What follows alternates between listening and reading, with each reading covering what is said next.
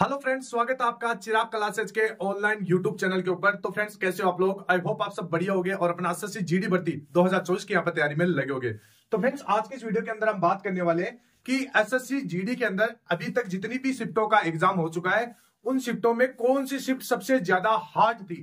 क्योंकि फ्रेंड्स, क्या होता है कि एसएससी जीडी का जब भी नॉर्मलाइजेशन होता है, ये किसके ऊपर निर्भर करता है कि आपका कौन सा शिफ्ट ज्यादा हार्ड था और आपने कितने हार्ड क्वेश्चनों को अटेम्प्ट किया है। अगर मान लीजिए आपने हार्ड क्वेश्चनों को ज्यादा अटेम्प्ट किया है तो आपका नॉर्मलाइजेशन में नंबर बढ़ेगा। ठीक है फ्रेंड्स, तो आज के इस वीडियो के अंदर हम इसी टॉपिक के ऊपर बात करेंगे कि जो आपका एसएससी जीडी भर्ती 2024 है, इसमें जितनी भी शिफ्टों में एग्जाम हो चुका है उसमें नॉर्मलाइजेशन किस प्रकार होगा, कौन सी शिफ्ट ज्यादा हार्ड है, किस शिफ्ट को कितना नंबर मिलने वाला है।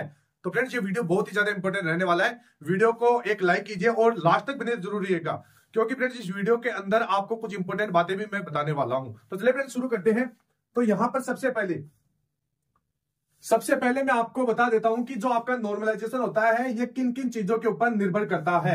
तो ध्यान से देखिएगा, जो आपका नॉर्मलाइजेशन होता है, आपके शिफ्ट में टॉपर्स के कितने नंबर बने और एवरेज कितने नंबर आ रहे हैं। मतलब जो भी आपका मतलब मान लीजिए किसी भी शिफ्ट में एग्जाम हुआ है तो उसमें जितने भी टॉपर्स के कितने नंबर बन रहे और एवरेज स्टूडेंट के कितने नंबर बन रहे, ये सभी को एक किया जाता है।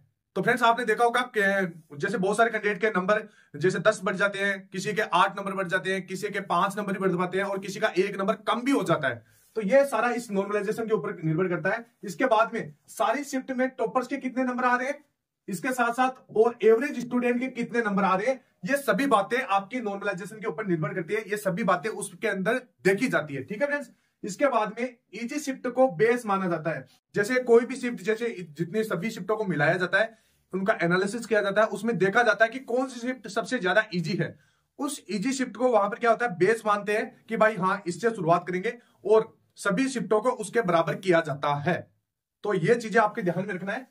इसके साथ साथ एक्यूरेसी का नॉर्मलाइजेशन के ऊपर कोई फर्क नहीं पड़ता। बहुत सारे कैंडिडेट सोच रहे होंगे कि हमने तो बहुत ज्यादा क्वेश्चन गलत कर दी है, तो क्या हमारा नॉर्मलाइजेशन में नंबर बढ़ेगा या नहीं बढ़ेगा। तो फ्रेंड्स, मैं आपको बता देता हूं, एक्यूरेसी का आपके नॉर्मलाइजेशन के ऊपर बिल्कुल भी प्रभाव नहीं पड़ता है। ठीक है फ्रेंड्स, तो बिल्कुल भी घबराए नहीं। अगर आपकी शिफ्ट ज्यादा हार्ड है, आपने हार्ड क्वेश्चनों को ज्यादा अटेम्प्ट किया है, तो आपका नॉर्मलाइजेशन में नंबर बढ़ेगा। इसके बाद में आपने कौन से शिफ्ट में कितने नंबर प्राप्त किया, इसका भी आपने कौन से सब्जेक्ट में कितने नंबर प्राप्त किया, इसका भी नॉर्मलाइजेशन के ऊपर कोई फर्क नहीं पड़ता।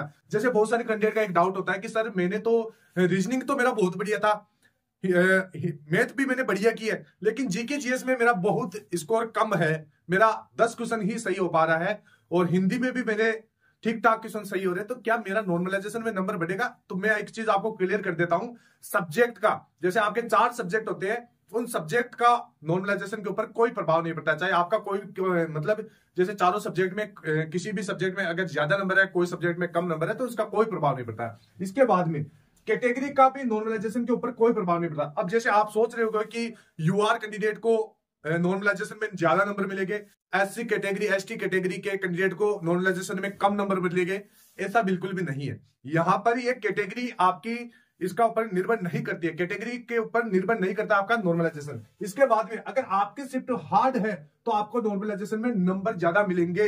ये मोस्ट इंपोर्टेंट चीज है कि मान लीजिए आपकी शिफ्ट है, उसमें जैसे औसत लगाया जाता है कि बहुत जैसे 100 जनों ने आपकी शिफ्ट में एग्जाम दिया है, ठीक है फ्रेंड्स, और आपका पेपर 160 नंबर का है।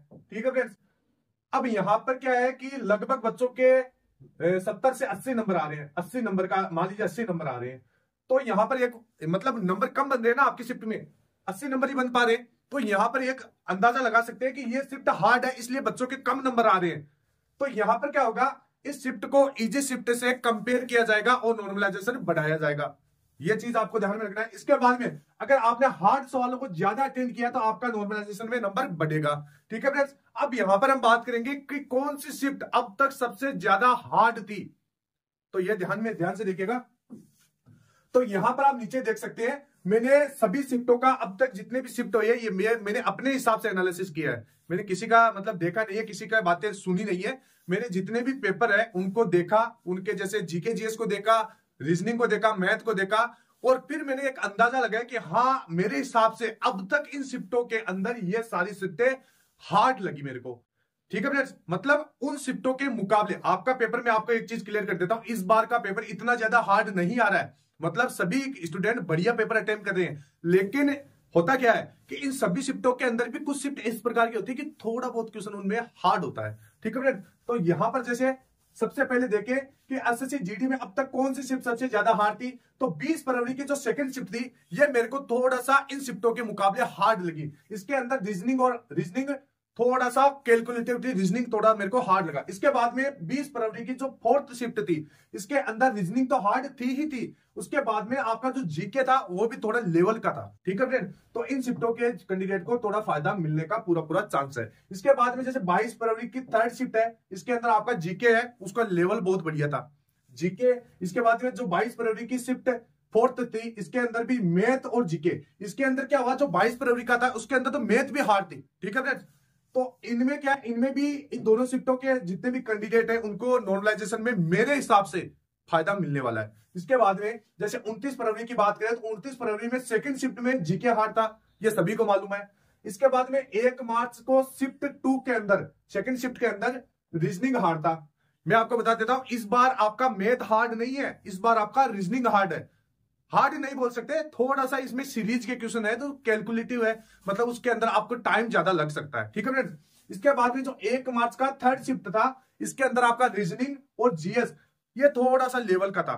तो इन सभी शिफ्टों के अंदर भी आपको नंबर मिलने वाले हैं, नॉर्मलाइजेशन में नंबर बढ़ेगा।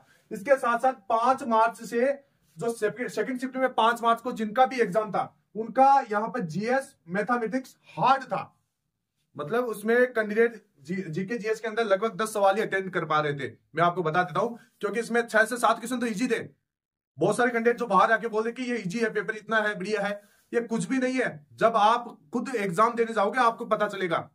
और मैं एक चीज आपको क्लियर कर देता हूं, एक बार जो ये कैंडिडेट बोल रहे हैं इनको बोलने दीजिए, आपको बिल्कुल भी फर्क नहीं पड़ना चाहिए। जब भी आंसर की आएगी तब अपने आप पता चल जाएगा, ये जो बरसाती मेंढक है जो फुदक रहे हैं अपने आप पता चल जाएगा। ठीक है फ्रेंड्स, इसके बाद में जैसे 6 मार्च को फर्स्ट शिफ्ट में जिनका भी एग्जाम था उनका जीके मेरे को थोड़ा सा हार्ड लगा। इसके बाद में जो 6 मार्च का थर्ड शिफ्ट था उसका जीके हार्ड लगा।